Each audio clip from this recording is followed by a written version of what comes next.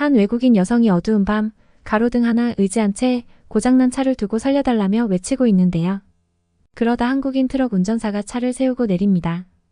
트럭 운전사에 대한 트라우마가 있는 뉴질랜드인 여성 오피리아 씨는 두려움에 덜덜 떨고 있습니다. 그녀에게 무슨 일이 벌어졌는지 함께 알아보겠습니다. 안녕하세요. 감동박스입니다. 여러분들의 구독과 좋아요, 사연 접수로 영상이 제작됩니다. 오늘도 도착한 사연 박스 열어볼게요. 해당 사연은 뉴질랜드의 오피리아 씨의 이야기와 SNS 내용을 바탕으로 재구성된 스토리입니다. 안녕하세요. 저는 세계 곳곳을 여행하는 게 취미인 뉴질랜드에 사는 오피리아라고 해요. 뉴질랜드에서 역사학을 공부하고 있는 저는 여행을 가면 그곳의 역사와 문화유산, 그리고 사람들의 생활 방식을 알아보는 걸 좋아한답니다.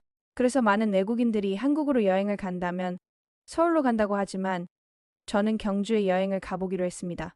여행을 가기 전 한국에 대해 조사를 해봤는데 경주에는 한국이 역사와 문화를 잘 보존해둔 신비로운 유적지가 많이 남아있다는 사실을 알게 되었고 곧바로 경주로 가는 계획을 세우기로 했어요.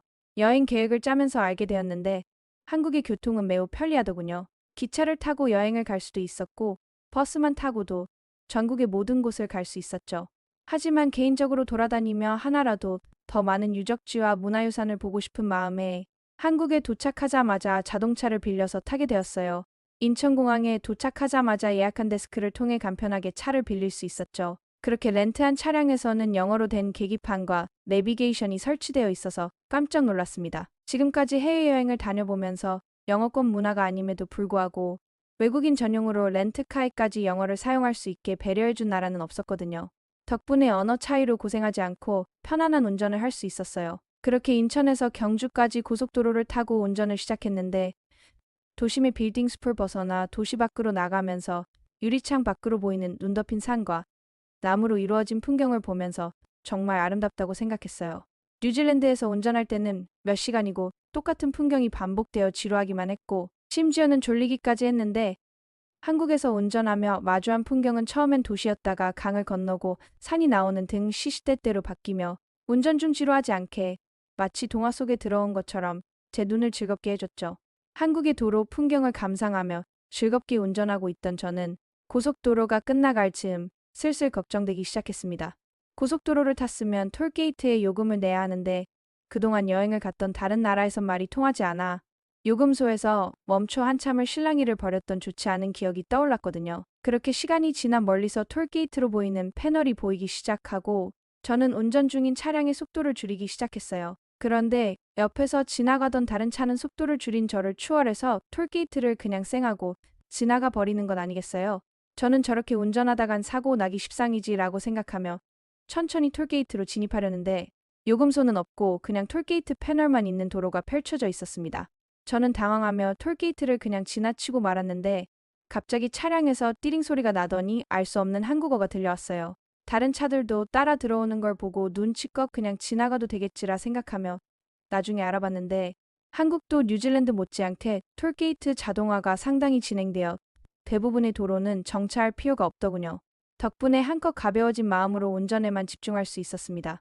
한국에서 운전하면서 몇 가지 특별한 경험이 있었지만 특히나 제가 한겨울 나무 위에 눈이 쌓인 풍경을 감상하다가 뭔가 이상하다 싶어 한참을 고민하다 소름이 돋은 사실이 하나 있습니다. 지나다니는 풍경 속 나무 위에 눈이 저렇게나 쌓여 있지만 제가 지나가는 도로 위에는 눈이 하나도 없다는 사실이었죠.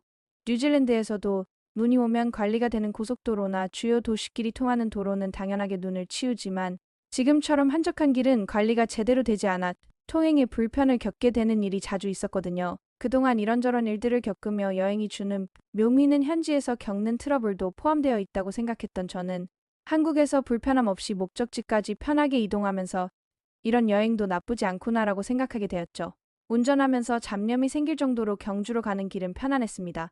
경주에 도착한 저는 예정된 3일 동안 한국의 불국사와 대릉원, 월정교 등 여러 문화유산을 살펴보고 마지막으로 평범한 민박집에서 하룻밤 묵으며 한국 사람들의 일상을 체험할 예정이었죠. 첫날 찾아간 불국사는 엄청난 크기의 사찰과 그곳에서 느껴지는 웅장함이 저를 반겨주었고 날이 어두워질 때쯤 가장 아름답다던 남천 위의 나무다리인 월정교는 말 그대로 한 폭의 그림 같았습니다. 그리고 그날 밤을 묵은 경주의 한옥 호텔은 멋들어진 풍경을 자랑하며 제게 큰 추억을 선사했죠. 다음 날은 아침부터 대릉원에 들러 왕들이 묻힌 묘지를 구경하고 동궁이라는 호수를 찾아 예쁜 사진을 찍으며 만족스러운 시간을 보냈습니다. 경주의 문화유산 관람을 마친 저는 예정된 마지막 코스인 경주 외곽의 이치한 민박집을 향해 출발했죠. 여행 시기가 겨울이라 그런지 오후 6시도 되지 않았는데 주변이 어두워진 것을 느낄 수 있었습니다. 한적한 시골길 내비게이션을 따라가다 보니 금세 날이 저물었습니다.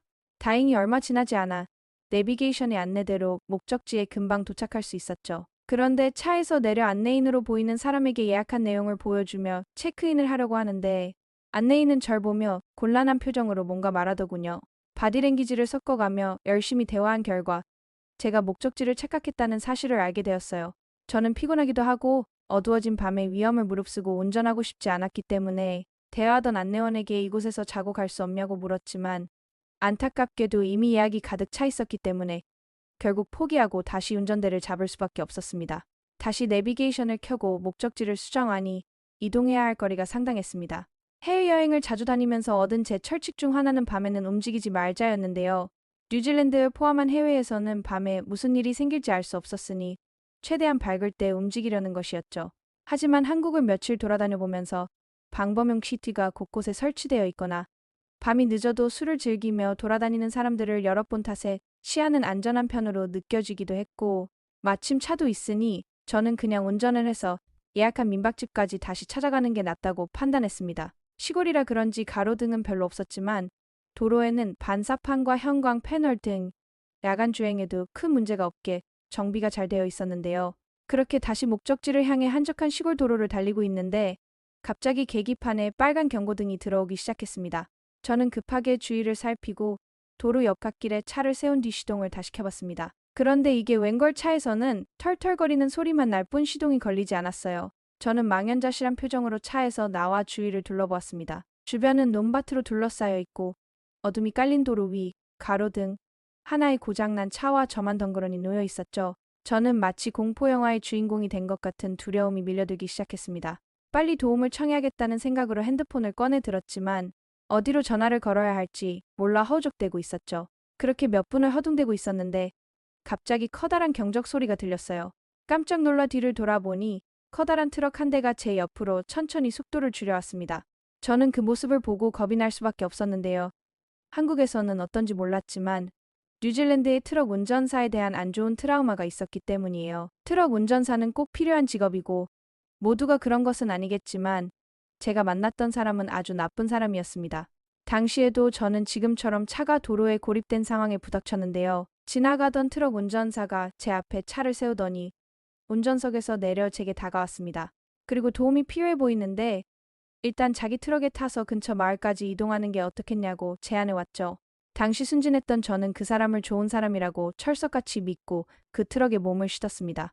하지만 근처 마을로 간다던 그는 제가 차량에 탑승하자 180도 돌변하여 돈 혹은 다른 것을 요구하며 저를 협박했어요. 천만다행히도 저는 약간의 금품을 운전사에게 쥐어주고 탈출의 집으로 무사히 돌아올 수 있었지만 나중에 저와 비슷한 경우를 찾아보니 두탈을 당하거나 말하기 힘든 경험을 당한 사례도 있더군요. 그때부터 저는 트럭 운전사에 깊은 트라우마가 생겼습니다. 그래서 한국에서 트럭 운전사가 제 앞에 차를 세웠을 때 저는 제 차 안으로 황급히 들어가 차 문을 잠그고 벌벌 떨고 있었어요. 고지어 트럭에서 사람이 내리고 제 차로 다가왔습니다. 어두워서 자세히는 못 봤지만 체격이 있는 남성이었어요. 그 남성이 가까이 와서 창문을 두드리는 순간 저는 패닉에 빠져 살려달라고 소리쳤습니다. 그러자 남성은 다급하게 제 차 안을 살피더니 자기 트럭으로 돌아가 뭔가를 들고 돌아왔어요. 그 남성이 돌아와 제 앞에서 한 행동에 저는 당황을 감추지 못했는데요. 그는 어울리지 않게 동물 귀가 달린 귀여운 모자를 쓰고 온 것이었죠. 그 우스꽝스러운 모습에 혼자 겁먹고 있던 저는 갑자기 맥이 탁 풀리면서 웃음이 나왔습니다. 그리고 진정하고 차량 밖으로 나와 그 동물 귀 모자를 쓴 남성과 대화를 시작했죠. 저도 한국어를 못하고 그 남자는 영어를 잘하지는 못했지만 번역기와 손짓 발짓을 해가며 어느 정도 소통을 할 수 있었습니다. 그 남성은 저를 돕고 싶다고 했고 저는 제가 처한 상황을 설명했죠. 남성은 고개를 끄덕이더니 제 차로 다가가 종이 뭉치를 꺼내 보곤 어딘가로 전화를 걸었습니다. 그리고 20분 정도 그 남성과 대화를 하던 중 차 한 대가 경적을 울리며 이곳으로 다가왔죠. 그들은 몇 가지 장비를 가져와 제 차를 점검하더니 얼마 지나지 않아 차에 시동을 걸어줬습니다. 제게 배터리가 어떻다고 말한 것 같지만 사실 잘 알아듣지는 못했어요. 그렇게 그들은 제 차를 고쳐주고 돌아갔고 그때까지 제 옆에서 저와 함께 있어주던 트럭 운전사분께 감사 인사를 드렸습니다. 제 자동차 불빛에 비친 그의 모습은 살짝 무섭게 생겼지만 마음은 인자한 분이라는 걸 알 수 있었죠. 그에게 감사함을 표하고 서로 헤어져 차로 돌아가려는 순간 저는 문득 한 가지 궁금한 것이 생겨 뒤를 돌아 그에게 질문했습니다. 그 귀여운 모자는 누가 준 건가요? 그 질문을 들은 트럭 운전사는 세상을 다 가진 사람처럼 웃더니 제 딸이요 라고 말했습니다. 그리고 본인 인상이 험상궂어 무섭게 생겼으니 딸이 꼭 쓰고 다니라고 했다고 하네요. 그 말에 저도 웃으며 제 차로 돌아갔고 무사히 예약된 민박집을 찾아갈 수 있었답니다. 그렇게 제 여행은 끝이 났고 그 도로에서 겪은 추억은 평생 잊지 못할 것 같네요. 지금도 그 아저씨를 생각하면 절로 웃음이 나는 고마운 사람으로 기억에 남아있죠. 이 자리를 빌려 저에게 한국에 대한 좋은 기억을 심어준 그 트럭 운전사 아저씨에게 감사함을 표합니다. 사연을 어떻게 들으셨나요? 낯선 땅에 대한민국으로 여행을 와 야밤에 큰일을 당할 뻔했던 오피리아 씨는 친절한 한국 트럭 운전사에게 도움을 받아 무사히 숙소로 갈 수 있었는데요. 대한민국엔 정말 마음이 인자한 분이 많다는 걸 알게 되었네요. 저희 감동박스는 여러분의 구독과 좋아요로 영상이 제작되고 있습니다. 구독과 좋아요로 응원해주시면 내일도 사연박스가 도착합니다.